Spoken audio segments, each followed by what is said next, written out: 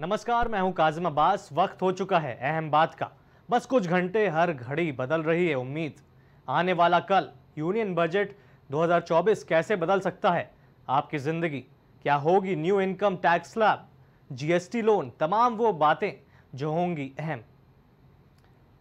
वहीं केंद्रीय वित्त मंत्री निर्मला सीतारमण कल संसद में बजट 2024-25 पेश करेंगी। बजट को लेकर हर सेक्टर की अपनी अपनी उम्मीदें हैं। नौकरी पेशा लोगों को इस बजट से काफी खास उम्मीदें हैं। आखिर क्या कुछ खास हो सकता है? नौकरी पेशा लोगों को इस बार बजट से काफी खास उम्मीदें लगी हुई हैं। पिछले वित्त वर्ष में देश में करीब 8.2 करोड़ लोगों ने इनकम टैक्स रिटर्न फाइल किया था, जो इसके पिछले वित्त वर्ष से 9% अधिक था। देश में टैक्स भरने वालों में एक बड़ी संख्या नौकरी पेशा लोगों की है। ऐसे में उन्हें इस बजट से खासा उम्मीद है। आइए जानते हैं नौकरी पेशा लोगों को इस बजट से क्या मिलेगा।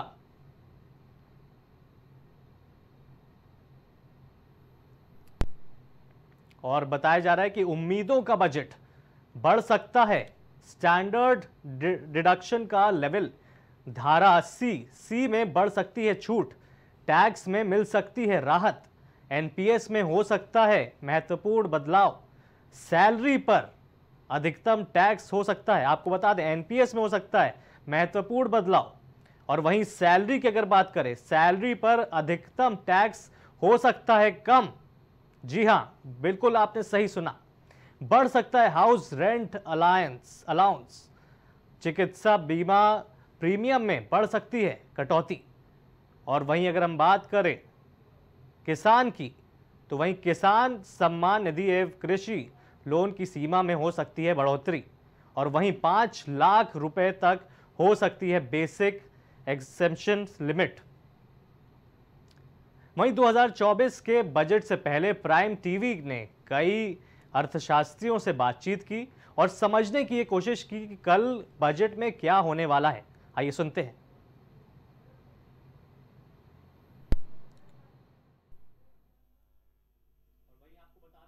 11वें बजट का मतलब एक तो निरंतरता है।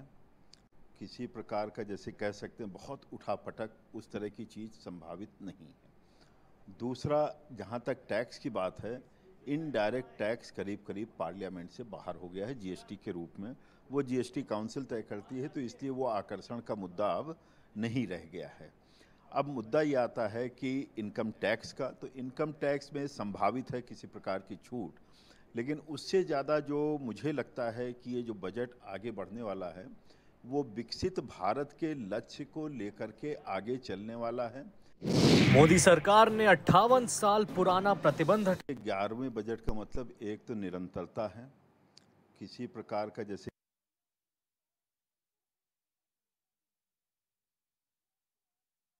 सीए और इकोनॉमिस्ट वत्सल कक्कड़ ने क्या कहा, आइए सुनते हैं। बिजनेस वर्क को और इंडिविजुअल्स को भी टैक्स स्लैब गवर्नमेंट ने रिवाइज़ किया पिछले 2 बार से। इस बार ख़ास तौर से मेरी गवर्नमेंट से जो उम्मीदें हैं, सैलरीड क्लास के लिए उनको डिडक्शन बढ़ाना चाहिए। मात्र 50,000 रुपये का डिडक्शन जो है, वो आज की तारीख में उसकी कोई बहुत ख़ास वैल्यू नहीं है।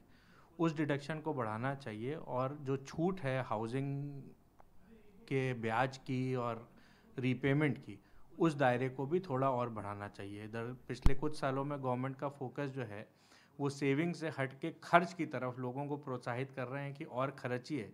लेकिन जैसा हमारे देश का पुराना इतिहास रहा है कि जो बचत है वही बुरे वक्त में काम आती है, तो मुझको ये उम्मीद है कि गवर्नमेंट को थोड़ा बचत को और प्रोत्साहन देना चाहिए।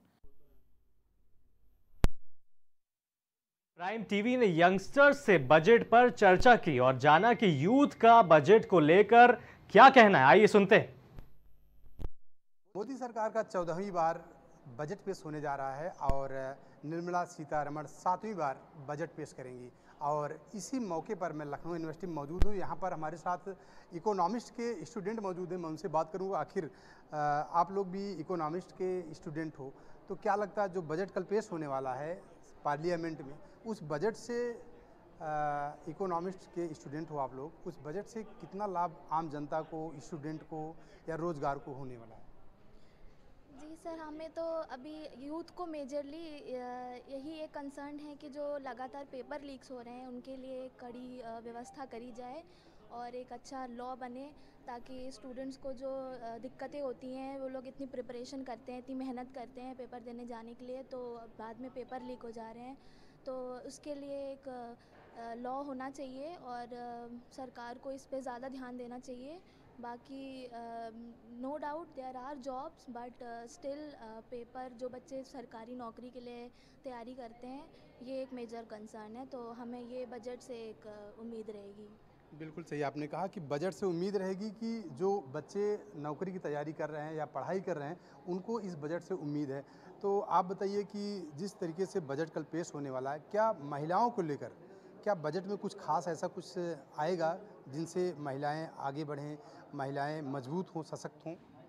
जी सर, मोदी गवर्नमेंट का तो हमेशा से ही महिला सशक्तिकरण पे ध्यान रहा है और मुझे उम्मीद है कि इस बजट में भी इनका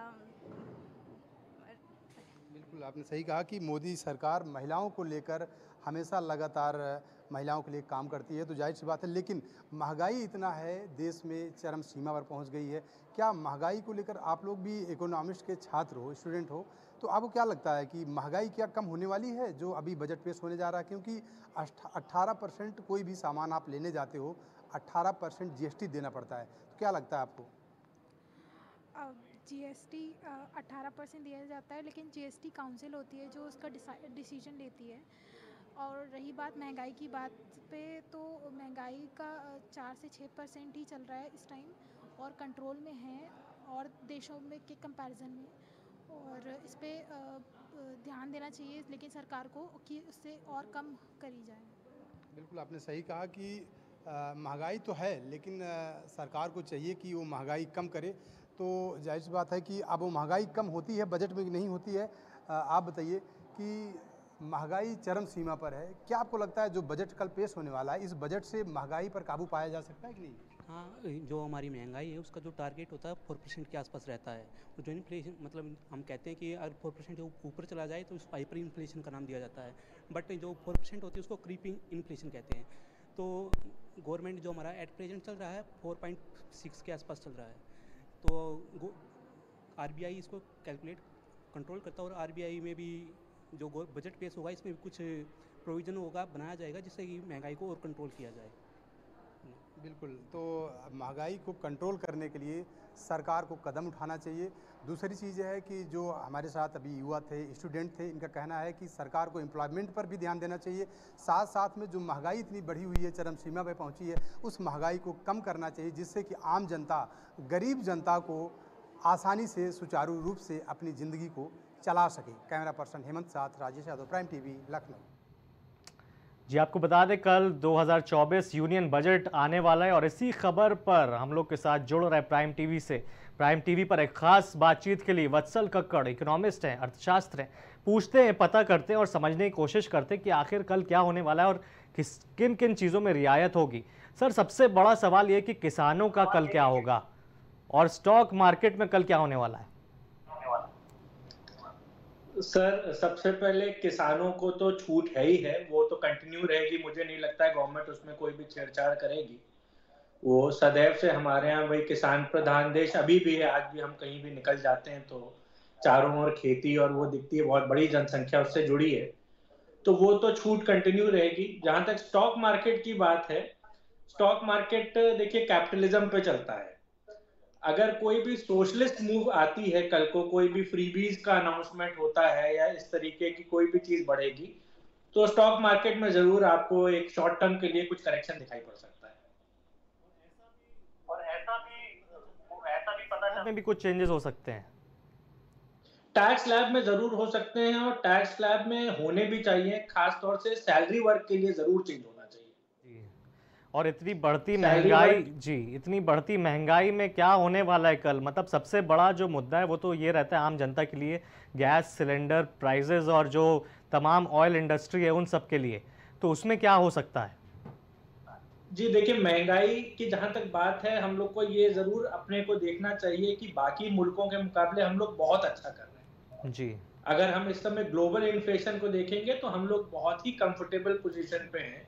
इनफैक्ट ज़्यादातर कंट्रीज में बहुत ही डबल डिजिट से लेके बहुत ह्यूज मार्जिन की इस समय महंगाई है, इन्फ्लेशन है, वहाँ पे हम ठीक हैं, लेकिन फिर भी गवर्नमेंट को कुछ क्षेत्रों में, खासतौर से सर्विस क्षेत्र में महंगाई को कम करने के लिए कुछ जीएसटी दरों पे भी संशोधन करना चाहिए। जी बिल्कुल, बहुत बहुत धन्यवाद वत्सल कक्कड़ जी हम लोग के साथ जुड़े प्राइम टीवी पर। और इस पूरी खबर पर आपको बता दें कि कल सबसे बड़ा दिन है, क्योंकि कल बजट आने वाला है और बजट में क्या क्या होगा अब वो देखने वाला होगा, और आम जनता के लिए कितनी किफ़ायती चीज़ें होने वाली, कितनी रियायत मिलने वाली है। वहीं 140 करोड़ आबादी वाले देश की बजट को लेकर बहुत आस है, टैक्स में छूट हो, महंगाई से राहत मिल जाए और नौकरियों की बौछार हो। अब देखते हैं कि कल आखिर होता क्या है। वहीं अगली खबर की ओर बढ़ते हैं। अब आरएसएस के कार्यक्रमों में शामिल हो सकेंगे सरकारी कर्मचारी।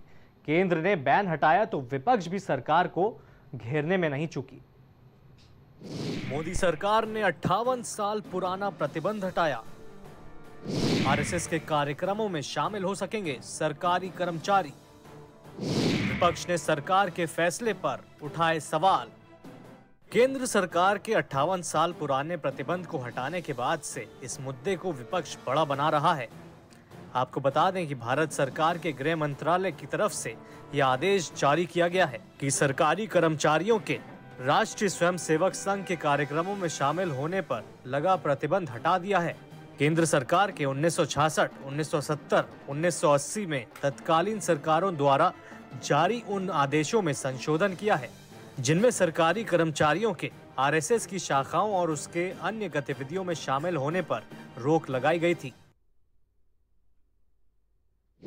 संघ पर सरकार का बड़ा फैसला, 5 दशक पुराना सरकारी बैन हटाया। इंदिरा सरकार के दौर में लगा था बैन, 1966 में इंदिरा सरकार ने लगाया था। सरकारी कर्मी आरएसएस गतिविधि में भाग ले सकेंगे। इस आदेश के जारी होने के बाद एआईएमआईएम चीफ असदुद्दीन ओवैसी ने मोदी सरकार पर बड़ा हमला बोला। ये बीजेपी की एनडीए की सरकार ये परमिट कर रही है कि गवर्नमेंट सर्वेंट्स आरएसएस के एक्टिविटीज में हिस्सा ले सकते हैं। तो ये मैं समझता हूँ ये बिल्कुल गलत है, क्योंकि आरएसएस का जो मेंबर का ओथ होता है, पहले तो मराठी में था, बाद में उन्होंने उसको संस्कृत में किया, फिर थोड़ा अमेंडमेंट्स किए। वो ओथ आपको कहता है कि वो भारत की डाइवर्सिटी को, प्लुरलिज्म को नहीं मानते, वो तो हिंदू राष्ट्र के ऊपर कसम खाते हैं। तो जो हिंदू राष्ट्र के ऊपर कसम खाता वो तो इंडियन नेशनलिज्म के खिलाफ बात कर रहा है। और मेरा मानना यह है कि जितने कल्चरल ऑर्गेनाइजेशंस है उनको परमिट नहीं करना चाहिए। तीसरी बात यह है कि ऐसे कई कल्चरल ऑर्गेनाइजेशंस है जो कम्युनिस्ट आइडियोलॉजी को मानते हैं। ऐसे कई कल्चरल ऑर्गेनाइजेशन, मिसाल के तौर पर जो जमात इस्लामी है।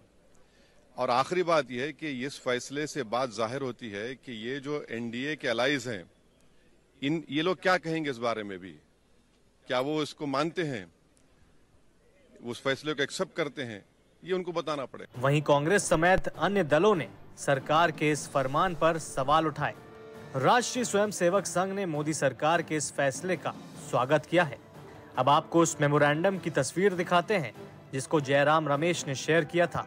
इसी आदेश में संशोधन किया गया है, जिसके बाद से आरएसएस की शाखाओं और उनकी अन्य गतिविधियों में शामिल होने वाली रोक को हटा दिया गया। जी, आपको पूरी खबर, पूरी रिपोर्ट प्राइम टीवी पर अभी दिखाई गई। आपको बताया गया कि कैसे इस फैसला ये कब लिया गया था।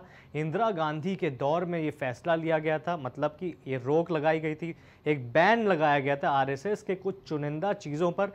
कब बैन लगाया था? ये लगाया था उस वक्त जब महात्मा गांधी की हत्या हुई थी, और उस वक्त सरदार पटेल ने इस कुछ सेक्टर में, कुछ सेक्शन में आरएसएस के बैन लगा दिया था, और वो तब से लेके आज तक चल रहा है। लेकिन सवाल ये उठ रहे हैं अब विपक्ष की ओर से कि इतने सालों के बाद क्यों? ऐसा तो था नहीं कि भारतीय जनता पार्टी कभी आई नहीं पावर में, और कहीं ना कहीं आने के बाद ये अब क्यों किया गया? और ये भी देखा जा रहा है कि भाई नरेंद्र मोदी का भी कार्यकाल 10 साल से ज़्यादा हो गया, उस वक्त क्यों नहीं ऐसा बैन हटाया गया, अब क्यों किया जा रहा है? तो कहीं ना कहीं इसको लोग राजनीति से ज़रूर जोड़ रहे हैं कि अंदर कोई पॉलिटिक्स चल रही है। और दूसरी बात यह है कि भाई कर्मचारी जो हैं वो अब आरएसएस के फंक्शंस में जा सकेंगे। जो भी वहाँ पर प्रोग्राम होते हैं उसमें जा सकेंगे, हिस्सा ले सकेंगे।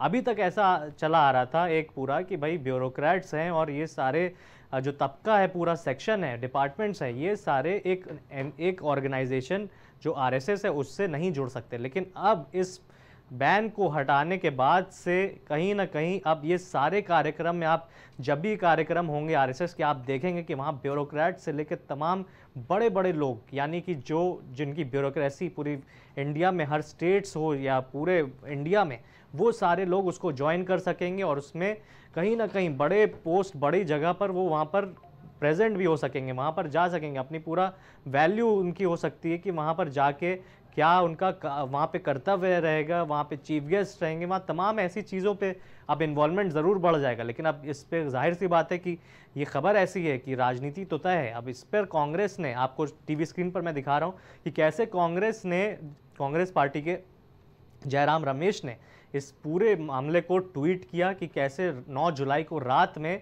एक फरमान आता है जिसमें लिखा होता है कि भाई, जैसे कि आप टीवी स्क्रीन पर देख सकते हैं, मैं आपको पढ़ के भी सुनाता हूं। प्राइम टीवी ने शाम के 4 बजे इस पूरे एक्सक्लूसिव जयराम रमेश ने जो शेयर किया था वो आपको बताया भी था। यहाँ पर पूरा मेंशन है कि ये जो पूरा इंस्ट्रक्शन है उसको रिव्यू किया गया है और decided to remove the mention of Rashtriya Swayamsevak संघ, यानी कि जो उसमें जो चीज़ें थी संशोधन किया गया। और यहाँ पर लिखा गया कि 1966 66 से लेकर 70 और 80 तक ये जो पूरा संशोधन अब कर दिया गया है, हटा दिया गया बैन। अब यानी कि जितने भी वहाँ पर जो कर्मचारी होंगे, सरकारी ब्यूरोक्रेट्स होंगे, वो सब लोग यहाँ पर ज्वाइन कर सकते हैं, जा सकते हैं और इस प्रोग्राम में हिस्सा ले सकते हैं, कोई भी आरएसएस के प्रोग्राम हो। लेकिन विपक्ष इसको कह रहा है, मायावती इस पर कह रही हैं कि भैया इसको जल्द से जल्द वापस ले लेना चाहिए, क्योंकि ये कहीं ना कहीं आरएसएस के अंडर पूरा ब्यूरोक्रेट्स लाने का एक नया पैंतरा भारतीय जनता पार्टी ने अपनाया है। इससे कुछ नहीं होना है, ऐसा विपक्ष का कहना है कि इससे बस ब्यूरोक्रेट्स को कंट्रोल में कैसे किया जाए, ये इनकी मंशा है भारतीय जनता पार्टी के, ऐसा विपक्ष आरोप लगा रहा है। लेकिन अब देखने वाला ये है कि कई सारे इसमें इफ्स एंड बट ज़रूर हैं, बिटवीन द लाइन चीज़ें हैं, क्योंकि भाई जाहिर सी बात है चुनाव हुए, चुनाव में इतना अच्छा रिजल्ट नहीं रहा और रिजल्ट के बाद ये सारी चीज़ें जब हो रही हैं तो उसको कहीं ना कहीं एक हार से जोड़ा जा रहा है। उसकी वजह यह है कि कहीं ना कहीं भारतीय जनता पार्टी और जो सरकारी कर्मचारी यानी कि ब्यूरोक्रेट्स हैं उसका डिस्टेंस बहुत बढ़ गया था। आपने सुना होगा कि भारतीय जनता पार्टी के कितने सारे जो कार्यकर्ता हैं और नेता हैं उनका ये कहना है कि ब्यूरोक्रेट्स बात नहीं सुन रहे। तो ये कहीं ना कहीं आरएसएस का जब कंट्रोल रहेगा, ये बैन हटने से ये इन्वॉल्वमेंट जब होगा तो कहीं ना कहीं इस पूरे इसमें जो आरएसएस है, ब्यूरोक्रेट्स है और बीजेपी है, ये पूरी एक लाइन जुड़ सकती है। लेकिन अभी ये चीज़ें वक्त बताएंगे कि होता क्या है।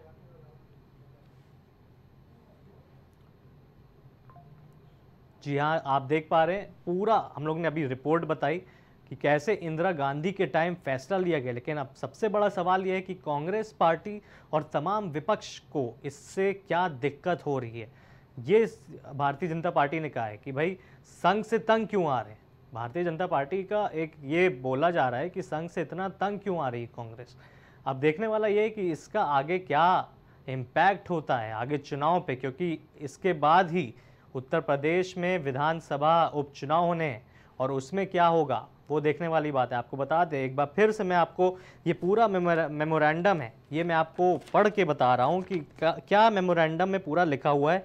जो सब्जेक्ट है उसमें लिखा हुआ है participation of the government servants in the activities of RSS, यानी कि जो गवर्नमेंट सर्वेंट्स हैं जो आरएसएस में पार्टिसिपेट करते हैं, जितनी भी एक्टिविटीज़ होती हैं, क्लियर लिखा हुआ है कि जो भी उसकी एक्टिविटीज़ होती हैं उसके संदर्भ में ये लेटर है पूरा जिसमें संशोधन किया गया और उसमें आगे लिखा हुआ है कि क्या हुआ है। The instruction have been reviewed, यानी कि जो इतने पहले से जो आदेश रहे होंगे उस वक्त के, वो उसको रिव्यू किया गया है। और रिव्यू में क्या निकलता है, रिव्यू में निकलता है कि it has been decided to remove the mention of RSS from the impugned OMs dated